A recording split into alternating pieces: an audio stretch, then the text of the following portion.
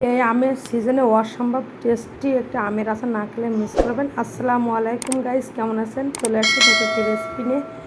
তো আমি আমের আচার দেখাবো। তো তার জন্য আমি এখানে 1 চামচ জিরা নিয়েছি, 1 চামচ নিয়ে এসেছি, 5 ফোড়ন নিয়েছি আর শুকনো মরিচ নিয়েছি, আর এখানে কিছু ধনিয়া নিয়েছি, নিয়ে ভাজি করে নিয়েছি। আর এখন আমি এটা সরিয়ে রেখেছি, এটা আমি ব্লেন্ড করে নেবো। আর এখানে নিয়েছি অন্য একটি পাত্র সরিষার তেল। তো আমের আচার করতে গেলে অবশ্যই সরিষার তেলটা দিতে হবে। আর এখানে দিয়েছি সেই অসম্ভব টেস্টি বানানোর জন্য আমি রসুনের কোয়া নিয়েছি। আর এই রসুনের কোয়াগুলো আমি একটু বেশি করে নিয়েছি, নিয়ে একটু হালকা ভাজি করে নেব। আর এখন যে আমরা কেটে আমি এখানে লবণ, হলুদ আর সরিষা দিয়ে সামান্য একটু শুকনো মরিচের গুঁড়া দিয়ে আমি মেখে রেখেছিলাম 15 থেকে 20 মিনিটের মতো। তো আমি সেটাই দিয়ে এখন ভালো করে কষিয়ে নেবো। আর এটা খেতে কিন্তু খুবই টেস্টি। আর এই আমের এখন সিজন, কাঁচা আম দিয়ে আপনি যদি অসম্ভব এই আচারটি যদি একবার বানিয়ে খান, আর পরিবার যাকে খাবেন খুবই প্রশংসা করবে।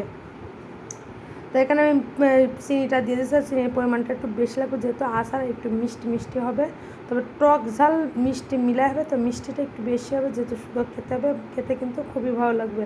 তো ভালো করে এটা কষিয়ে নিয়েছি। আর এখানে দিয়ে দেবো একটু স্বাদ মতো লবণ আর হলুদের গুঁড়া দিয়ে নেবো। তো হলুদের গুঁড়া আমি আগে থেকে একটু মেখে রেখেছিলাম, সেই জন্য আমি একটু পরিমাণে কম দিয়েছি। তো যে যেখান থেকে দেখছেন আমার ভিডিওটা কেমন হয়েছে অবশ্যই কমেন্টস করে জানাবেন আর একটু লাইক দিবেন। তো ভালো করে কষে নিয়ে তো আমি এখানে দিচ্ছি সিরকা, যেহেতু আমের আচার আর এটা দীর্ঘদিন সংরক্ষণ করে রাখার জন্য অবশ্যই সিরকাটা দিবেন।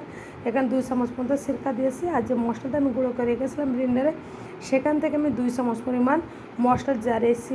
মশলাটা দিলেই কিন্তু আমের আচারটা বেশি টেস্টি হয়, খেতে ভালো লাগে। এইভাবে আপনারা বাসাতে বানিয়ে খান। আমের সিজন, যেহেতু কাঁচা আম এখনও কিন্তু অনেকের কাছে আছে, পারলে একবার হলেও এই রেসিপিটা বানিয়ে খাবেন। তো আজ এ পর্যন্ত, সবাই ভালো থাকবেন। দেখাবে অন্য আরও একটি ভিডিও নিয়ে। সে পর্যন্ত সবাইকে আল্লাহ হাফেজ, আসসালামু আলাইকুম।